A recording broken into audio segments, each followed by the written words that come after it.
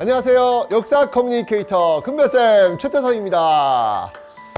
여러분들 혹시 에네켄이라는 말 들어보신 적 있으세요? 이게 선박교, 이 로프를 만드는 섬유 원료인 이 에네켄을 가리키는 스페인어로요. 사전적 의미는요, 잎이 흰색이고요, 가장자리에 가시가 있는 용설란이라고 풀이합니다. 1995년 장미희, 임성민 주연의 영화 덕분에 국내에서는 에네켄이 아니라 애니깽으로 더 잘 알려져 있습니다. 에네켄, 이 용어는요, 110년 전 멕시코에 도착한 한인 이민자들을 지칭하는 말로 굳어졌습니다. 오늘은 멕시코 에네켄 노동자와 타국에서의 독립운동을 지원했던 이들의 삶에 대해 알아보겠습니다.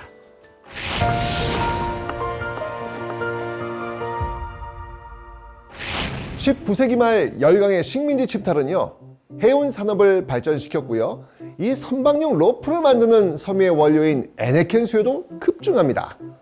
당시 에네켄은 멕시코 유카탄 반도에서 대규모로 재배가 되고 있었습니다. 현지 에네켄 농장주들은요, 많은 노동력을 필요로 했고요, 이민 브로커인 영국인 존 마이어스는 한민족 특유의 이 성실하고 끈기 있던 한국인을 염두에 두게 됩니다. 마이어스는요, 일본의 인력 송출 회사인 대륙 식민업자 회사를 통해 국내 언론에 광고를 내지요. 4년 계약, 주택, 무료 임대, 높은 임금, 와우, 파격적인 조건이었습니다.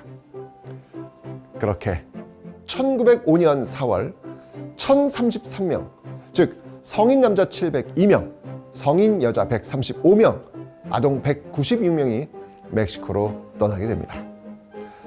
독신 남성 중심의 하와이 이민에 비해서 멕시코 이민은 가족 이민에 가까웠습니다. 이들은 1905년 2월 말 인천 제물포항에서 화물선 일포도호를 탔다가 이 배 안에 수두가 번지고 여권 문제로 출항이 미뤄지다가요, 결국 4월 초가 되어서야 이역만리 멕시코를 향해 출발하게 됩니다. 1905년 5월 12일 일포도호는요, 일본 요코하마를 거쳐 멕시코 살리나 크루스항에 도착했습니다. 한 달이 넘는 긴 항해 동안 아이 2명과 어른 1명이 숨졌고요, 또 1명의 새로운 생명이 태어나면서 1031명이 멕시코 땅을 밟게 됩니다. 이들은 내리자마자요, 기차와 배로 이동해서 5월 15일 중부지역 베라크루스에 도착했고요, 10명에서 25명씩 무리로 나뉘어가지고 메리다의 에네켄 농장에 배치가 됩니다.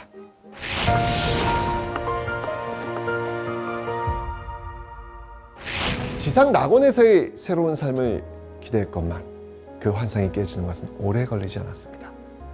한인들은 새벽부터 해질녘까지 뜨거운 사막에서 가시투성인 에네켄 잎을 자르고 섬유질을 벗겨 했는데요, 얼굴은 검게 타고요, 가시 찔려 손에서 피가 나는 건 일상이었습니다. 게다가 할당량을 채우지 못하면요, 채찍질도 가해졌습니다.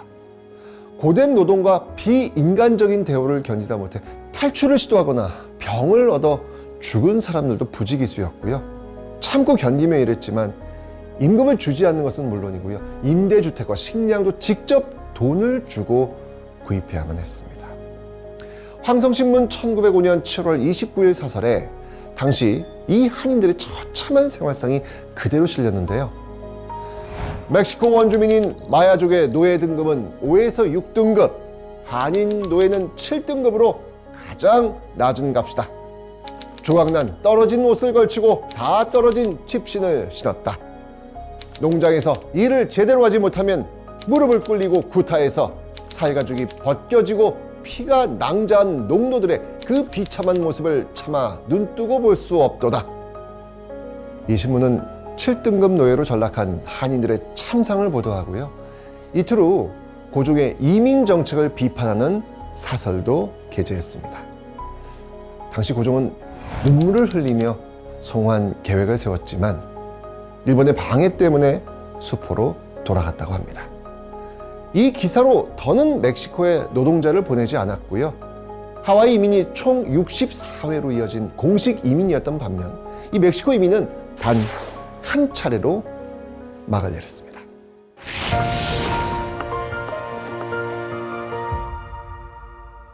1909년 4년의 계약 기간이 끝나고 이제 드디어 자유의 몸이 되었습니다. 그런데 그 다음 해 일본이 한국을 강제로 합병하면서 그들은 돌아갈 조국조차 없었습니다. 한인들은 살기 위해 멕시코 전역으로 흩어졌고요. 일부는 쿠바로 이민을 떠나게 됐습니다. 국가보훈처와 독립기념관이 작성한 멕시코 쿠바 지역 독립운동 사적지 실태 조사 보고서에 따르면요, 한인들은 자신들의 고생을 대물림하지 않겠다면서 후손에게 모국어를 가르치고 정체성을 확립하기 위해 가는 곳마다 한글 학교를 세웠다고 합니다. 1920년대 중반부터 중국 상하이 임시정부의 간부였던 백범 김구 선생은요, 독립운동 자금을 구하기 위한 철저한 편지를 멕시코에 보냈고요. 멕시코 한인들은 궁핍한 생활 속에서도 수입의 20% 이상을 독립운동 자금으로 냈다고 전해집니다. 힘든 상황에서도 대한인 국민의 메리다 지방회를 조직해 일제히 침탈에 맞서기 위한 국권회복운동을 전개했고요. 독립군 양성을 위해 숙무학교를 설립했습니다. 멕시코에서의 독립운동을 상징하는 이 숙무학교는요, 3년 정도 운영되다가 폐교가 됐는데요. 독립군을 실제로 배출했을 뿐 아니고요, 독립자금을 보냈고 6.25 전쟁으로 발생한 난민을 돕기 위해 구제금까지 보냈습니다. 멕시코에서의 독립운동을 주도했던 사람은 김익주 선생인데요. 중노동으로 낮엔 일하고 밤엔 독립 강연을 하면서 가게까지 처분하고 기꺼이 조국의 독립자금을 보탰던 인물입니다. 한편 멕시코에서 쿠바로 옮겨간 한인들도요, 1921년 6월 마탄사스에서 쿠바 대한인 국민회를 조직합니다. 쿠바 독립운동의 정신적 지주 역할을 한 임천택 선생은요, 대한인 국민회 카르데나스 지방회 회장 등을 지내면서 독립운동에 헌신했고요. 학교를 세우고 후손 민족 교육에도 힘썼습니다. 현재 멕시코와 쿠바 곳곳엔 이들의 후손 3만여 명이 살고 있는데요. 여전히 여러 도시에서 한인 후손회를 조직해 활동하고 있고요. 자신들의 뿌리를 기억하려고 노력하고 있습니다. 멕시코와 쿠바 거주 한인 후손들은요, 할아버지와 할머니의 조국인 대한민국의 발전을 보고요, 자신의 일처럼 기뻐하면서 대한민국과의 인연에 긍지를 갖고 있다고 합니다. 조국을 떠나 힘든 삶을 살아가는 중에도 그 누구보다 간절히 대한민국의 독립을 원했던 이들의 삶과 우리 모두 한 핏줄이라는 사실, 이거 하나만큼은 꼭 기억해 주시길 바랍니다.